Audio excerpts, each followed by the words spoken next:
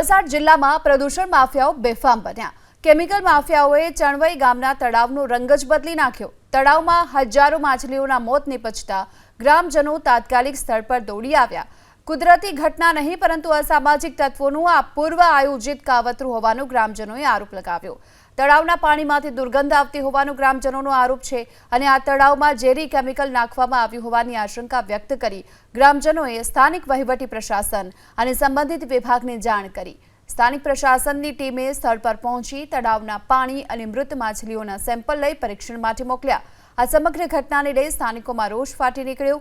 તાત્કાલિક સમસ્યાનું નિરાકરણ લાવવામાં આવે તેવી ગ્રામજનોએ માંગ કરી છે।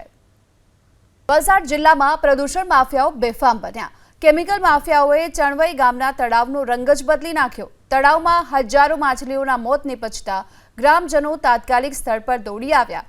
કુદરતી ઘટના નહીં પરંતુ અસામાજિક તત્વોનું આ પૂર્વ આયોજિત કાવતરું હોવાનો ગ્રામજનોએ આરોપ લગાવ્યો।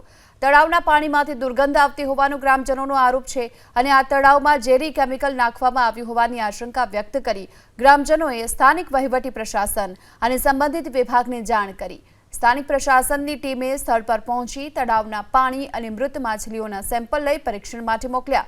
આ સમગ્ર ઘટનાને લઈ સ્થાનિકોમાં રોષ ફાટી નીકળ્યો। તાત્કાલિક સમસ્યાનું નિરાકરણ લાવવામાં આવે તેવી ગ્રામજનોએ માંગ કરી છે।